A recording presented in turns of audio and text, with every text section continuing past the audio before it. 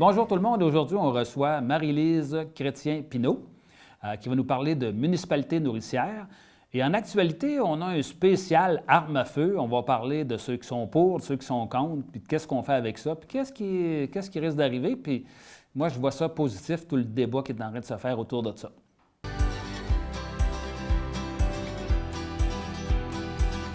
On parle maintenant de la National Rifle Association, ce qu'on appelle la NRA. Bon, aux États-Unis, puis même au Canada. Bon, j'ai fouillé un peu là-dessus pour savoir, bon, d'abord, eux autres, c'est les défenseurs des armes à feu, là. S'ils pouvaient en manger, ils en mangeraient. J'ai fouillé un peu pour essayer d'en savoir plus long, puis entre autres, j'ai découvert, en tout cas, que c'est une association sans but lucratif. Je pensais que c'était une compagnie. Ben non, c'est une association sans but lucratif de protection des droits civiques ayant pour but de promouvoir les armes à feu aux États-Unis et à la défense d'une interprétation non restrictive du deuxième amendement de la Constitution américaine. Et le deuxième amendement, c'est un amendement qui dit que tu as le droit de porter une arme aux États-Unis, c'est sur le port d'armes.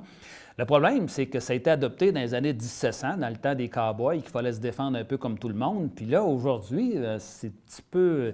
La société a un petit peu changé, mais pas les associations d'armes à feu. Et ça a été mis en place en 1871, ça fait quand même assez longtemps, dans l'État de New York. Et aujourd'hui, on dit qu'ils ont 5 millions de membres, en tout cas ça, c'était dans les années 2010-2015. Bon, c'est sûr que 5 millions, c'est beaucoup, mais dans le fond, quand on pense qu'il y a 375 millions d'Américains, il y en a pas mal plus qui ne sont pas membres qu'il y en a qui sont membres, mais on dirait que c'est eux autres qui runnent la société.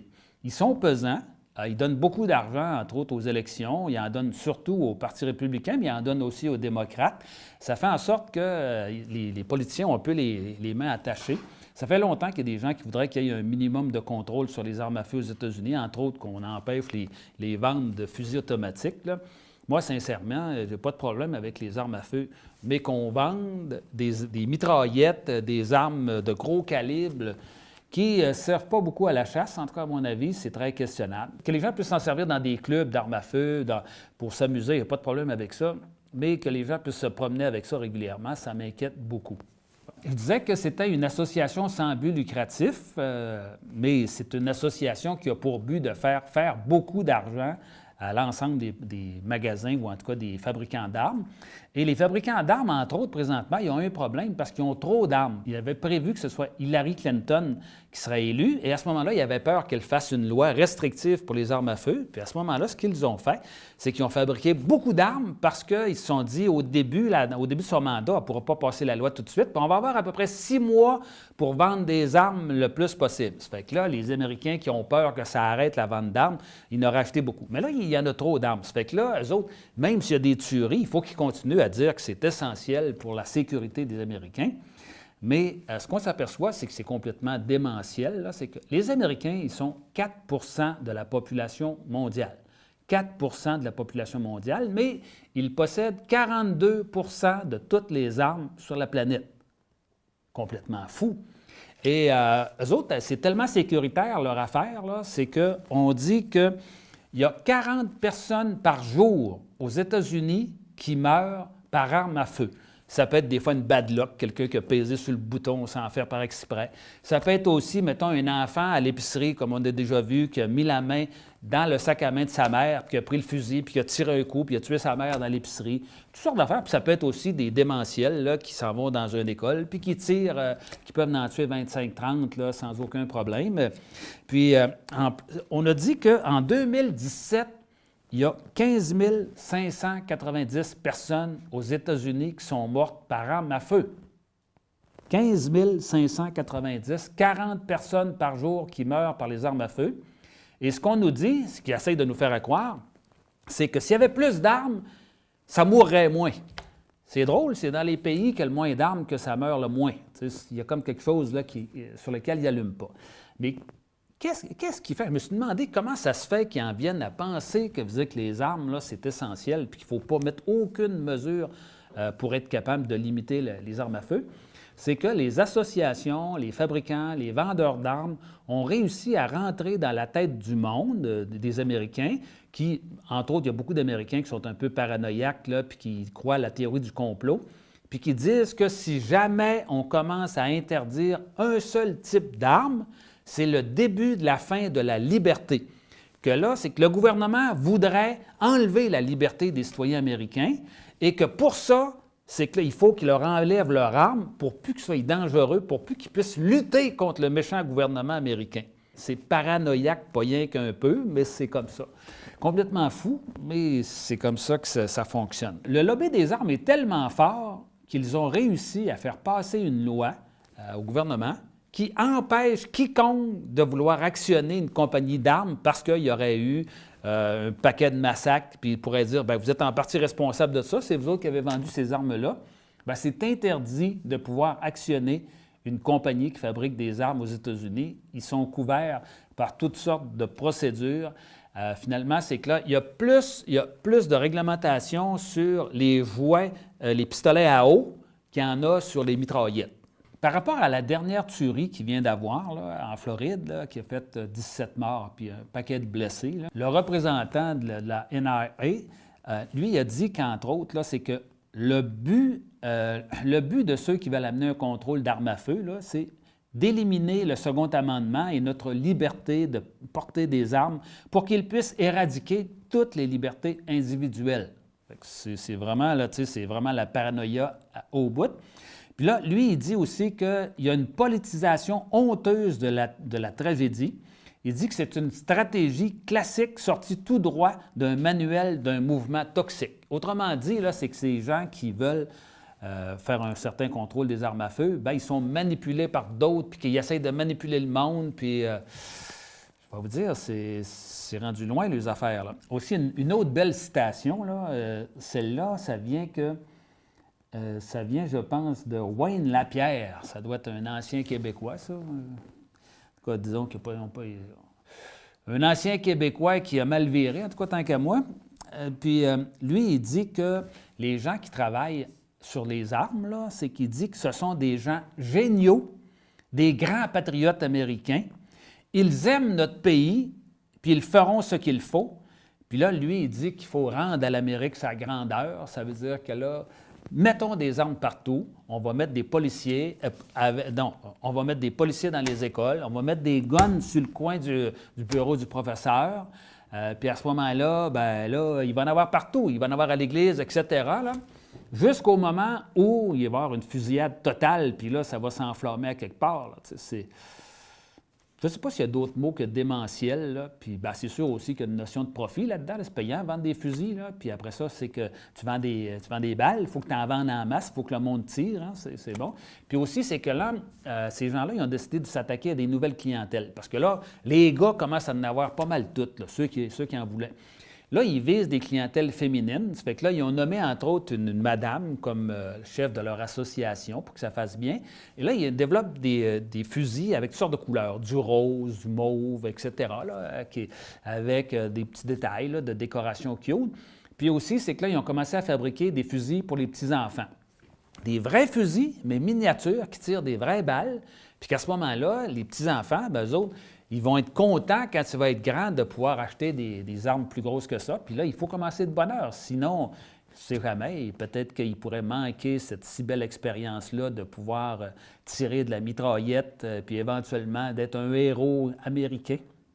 Le débat sur les armes à feu et le contrôle des armes à feu, ça fait longtemps qu'il existe. Barack Obama a essayé, autant comme autant, là, de pouvoir amener quelques mesures, mais les républicains étaient majoritaires autant au Sénat qu'à la Chambre des représentants, ça fait qu'ils ne pouvaient pas faire grand-chose. Mais là, ça pourrait arriver qu'il se passe quelque chose. Pourquoi? Parce que les jeunes sont en train d'embarquer là-dedans. Puis quand tu vois des jeunes là, articulés puis qui disent « non, ça n'a plus de bon sens, il faut que ça arrête », les jeunes, ils représentent l'avenir. Ce n'est pas juste les vieux, ou ce n'est pas juste, en tout cas, le monde là, de 40-50 ans. Et là, j'ai l'impression qu'on est en train d'assister à quelque chose qui va ressembler un peu aux manifestations du temps de la guerre du Vietnam. Parce qu'à un bon moment donné, qu'est-ce qui a fait que la guerre du Vietnam a arrêté? C'est quand il y a eu beaucoup de monde, mais surtout des jeunes, c'est des jeunes universitaires à ce moment-là, qui ont décollé ça, puis que ça a pris de l'ampleur, et ça a fait qu'à un moment donné, il est obligé d'arrêter. Puis en plus aussi, c'est que vis-à-vis le fait qu'il y a beaucoup de jeunes qui ont fait des discours très sensés, très articulés, il y a des gens qui disent qu'il faudrait qu'on donnerait le droit de vote aux jeunes de 16 ans. parce qu'ils disent qu'ils sont plus intelligents, plus articulés que bien des bonhommes et des bonnes femmes qui vont voter régulièrement. Fait que là, il est en train de se passer quelque chose, là. Puis en sociologie, on appelle ça des fois un point de bascule. C'est qu'on dirait que tu as essayé de changer quelque chose pendant longtemps, puis ça ne marche pas. Tu as beau tout essayer, ça ne marche pas. Tu as l'impression que ça n'arrivera jamais. Puis tout d'un coup, c'est comme s'il y avait la goutte qui fait déborder le vase. C'est ce qu'on appelle le point de bascule. Et là, ça bascule et là, les changements se mettent à arriver de plus en plus rapidement. Ça fait que je pense qu'on est au début de ça. C'est intéressant parce qu'on a besoin d'une nouvelle société.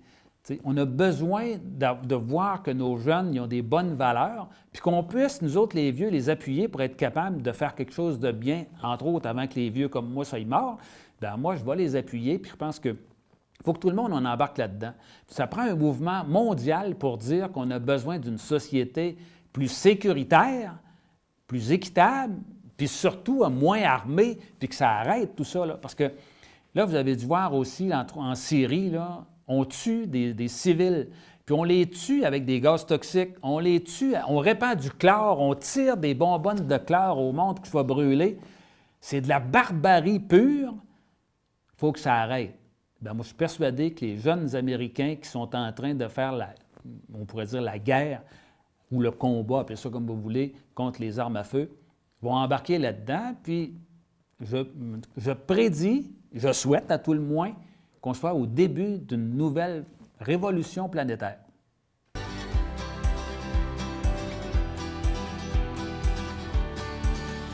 Aujourd'hui, on reçoit Marie-Lise Chrétien, qui est chargée de projet chez Eureco, et on parle de municipalité nourricière. Bonjour Marie-Lise, ça va bien? Oui, vous-même. Oui, merci d'avoir accepté notre entrevue. On commence en disant que, Marie-Lise, tu es chargée de projet chez Eureco. Est-ce que tu peux nous expliquer qu'est-ce que c'est qu'Eureco et quelle est son origine? Bien, en fait, Eureco, c'est l'ancien comité de l'environnement de Chicoutimi. Donc, c'est un organisme qui était à l'époque dans des revendications plus politiques vis-à-vis de l'environnement. Donc, ça existe depuis 1978. Donc, c'est vraiment une institution au Saguenay. Et puis, ben, tranquillement, pas vite, tout comme le courant en environnement, là, ça s'est professionnalisé. Puis, donc, on est parti d'une mission qui était plus revendicatrice à, dans le fond, différents chargés de projet qui font des offres de services, mais aussi qui travaillent là, avec les municipalités. Puis, on travaille à travers aussi des demandes de subventions. Donc, dans différents domaines, dont l'aménagement du territoire, puis l'agriculture urbaine, l'urbanisme participatif, la gestion des matières résiduelles. OK. Une des activités que vous mettez de l'avant, ça s'appelle les municipalités nourricières. Est-ce que tu peux nous expliquer qu'est-ce que c'est qu'une municipalité nourricière? Bien, en fait, pourquoi on a développé la démarche municipalité nourricière, c'est qu'on observait qu'il y avait plusieurs projets en agriculture urbaine qui poussaient ici et là, mais qui avaient une difficulté au niveau de pérenniser ces projets-là, donc par exemple sur le territoire. Donc, on peut voir un jardin collectif, des aménagements comestibles. Peut-être vous avez déjà vu ça, les bacs, là, par exemple, d'incroyables comestibles où on va mettre dans un aménagement des fines herbes où tout le monde peut aller se servir. Bref, souvent, ces petits projets-là ont tendance à péricliter là, au bout d'un an ou 2 ans. Puis on s'est dit, ben, ce serait le fun d'institutionnaliser davantage la pratique. Donc, on s'est posé des questions, comment on allait faire ça. Puis on s'est dit, ben, peut-être que l'institution qui est la municipalité serait un bon Partenaire? véhicule pour justement travailler proche des communautés. Donc là, on a décidé on s'est penché sur une démarche en quelques étapes qui pourrait être implantée dans une communauté. Donc, ça, c'est la démarche municipalité nourricière. Au cœur de ça, il y a vraiment une grande participation citoyenne. Puis, on va faire des activités participatives pour amener à un plan d'action qui va se réaliser dans des espaces publics dans une communauté. Okay. Quelles sont vos principales sources de financement pour faire avancer ces projets-là?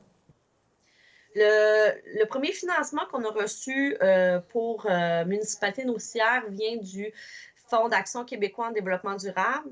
Dans le fond, la démarche Municipalité nourricière a été capable de prouver qu'on était, dans le fond, une stratégie d'adaptation au changement climatique. Parce que dans le fond, quand on entreprend une démarche de ce type-là dans une communauté, ben déjà, on crée beaucoup plus d'empowerment collectif. On crée des liens entre les élus et les citoyens. Bref, c'est le genre de besoin qu'on a pour être plus autonome et résilient dans une communauté. Ça passe entre autres par une meilleure gouvernance territoriale.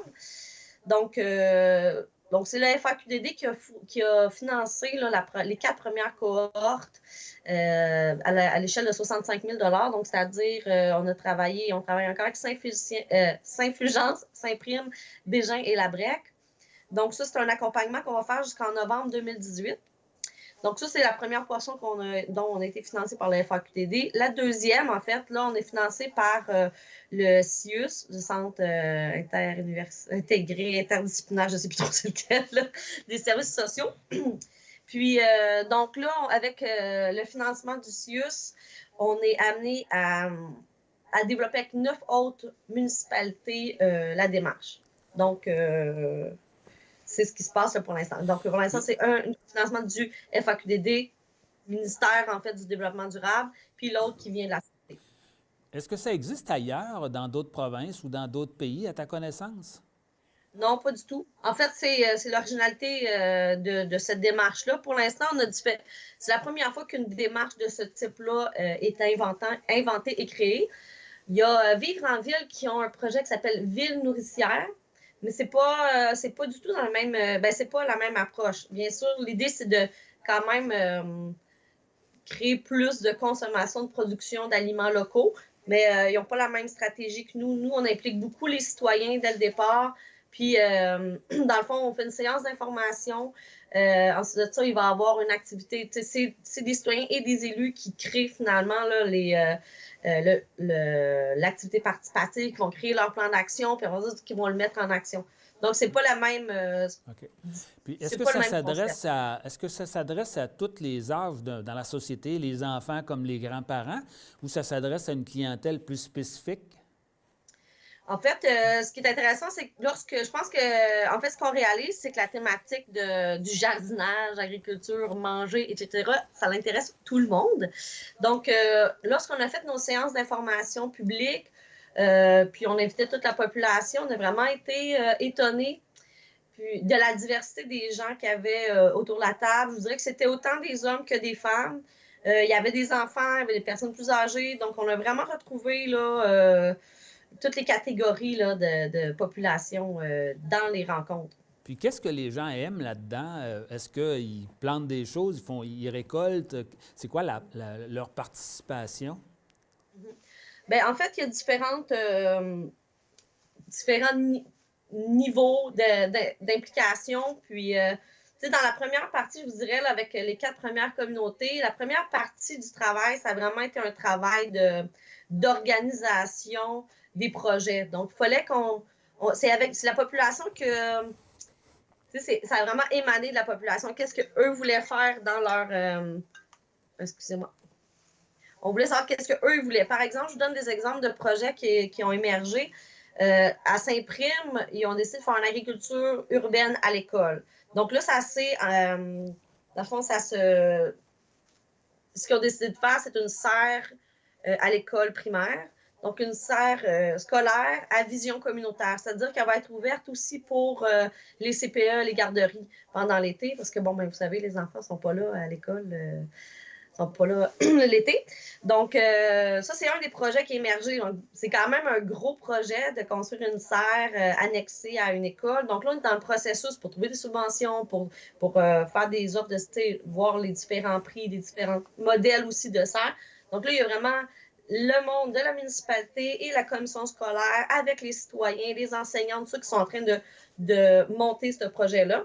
Ça devrait se réaliser en automne prochain. Fait que quand même, ça va assez rapidement. Ça, c'est un exemple de projet. À Saint-Fulgence, on a eu la fête des récoltes. Donc, il y a eu plus de 250 personnes qui sont venues.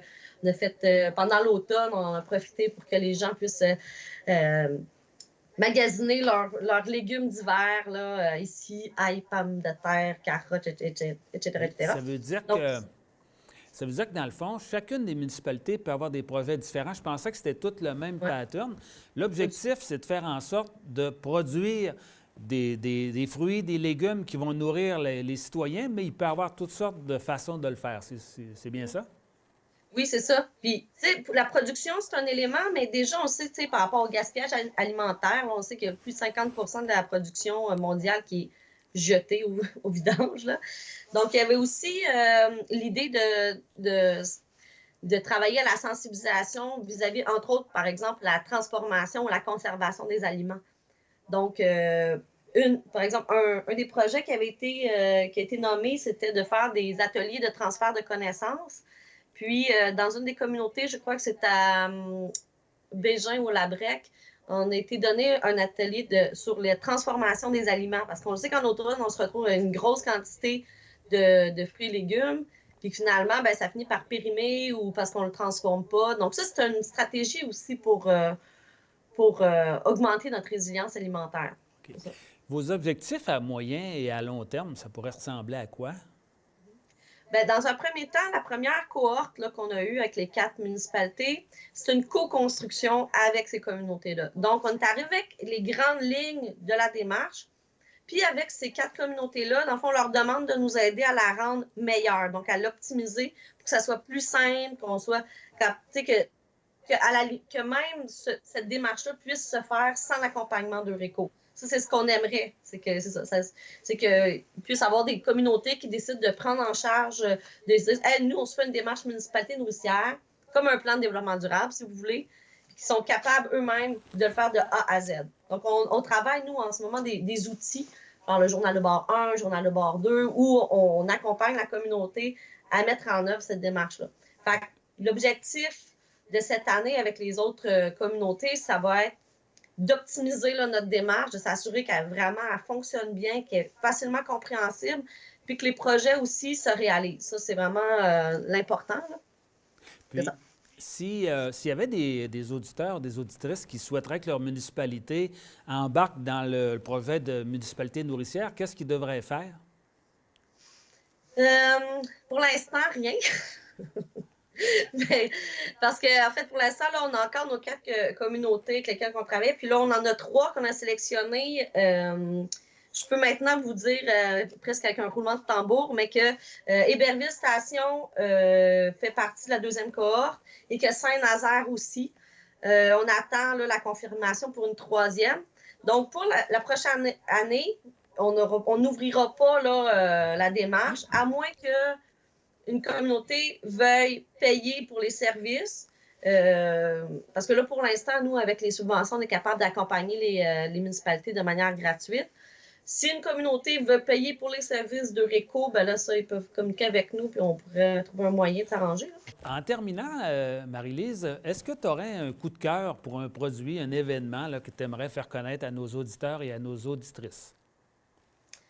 Ben écoutez, on a la chance d'avoir différentes. Ben en fait, ici, ben pas moi j'habite à Saint-Fulgence, mais de l'autre côté de Saint-Fulgence, à la baie, il y a le groupe de recherche en écologie de la Batture, le GREB. Ils font des constructions en ballot de paille, ils ont réfléchi beaucoup à l'autonomie par rapport aussi au pétrole et tout ça. Donc c'est vraiment une belle gang de monde allumé qui peuvent vous accueillir là, les bras ouverts, puis c'est ça. Merci beaucoup, Marie-Lise. C'était très intéressant. Au plaisir de se revoir. Puis on espère que le projet va faire des petits, comme on dit, et qu'un jour prochain, que l'ensemble des municipalités du Québec seront des municipalités nourricières. Hey, on espère ça. C'est ainsi que se termine notre émission. La semaine prochaine, notre invité, M. Léandre Bergeron, qui, entre autres, est l'auteur du Dictionnaire du parler québécois. C'est un auteur de toutes sortes d'affaires. Une entrevue très intéressante. On vous dit à la semaine prochaine.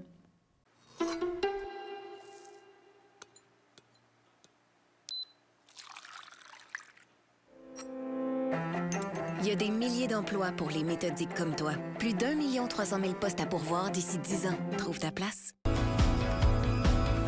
L'apparition des télévisions communautaires autonomes coïncide avec l'implantation des câbles distributeurs au Québec. Le Conseil de la radiodiffusion et des télécommunications du Canada souhaitait à cette époque que les ondes soient partagées avec les citoyens. C'est donc par obligation et par la réglementation de cette instance qu'ont vu le jour les canaux communautaires. Elles ont su s'adapter à l'ère du temps pour proposer du contenu touchant à toutes les clientèles, et ce, depuis près de 40 ans. Ainsi, les citoyens ont désormais la chance d'accéder et de participer au débat de société. Les TCA ont pour mission d'encourager la participation des différents milieux auprès des médias locaux et de représenter les membres qui composent sa communauté. L'accessibilité à un contenu télévisuel qui les concerne directement reste encore à ce jour l'élément le plus important pour les citoyens de la province. Nous pouvons dire sans hésitation que les canaux communautaires sont des médias de proximité.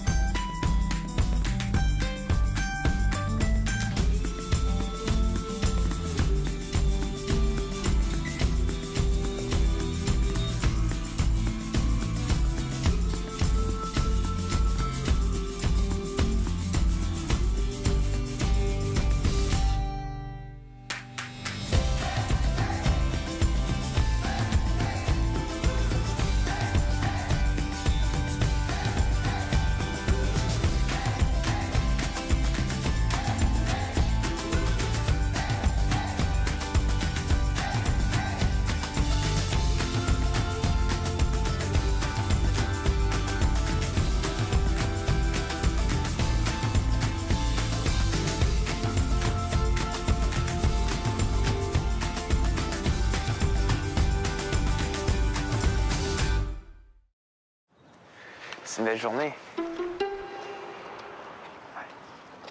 Vous aide, monsieur? Il y a des milliers d'emplois pour les sociaux comme toi. Plus d'1 300 000 postes à pourvoir d'ici 10 ans. Trouve ta place.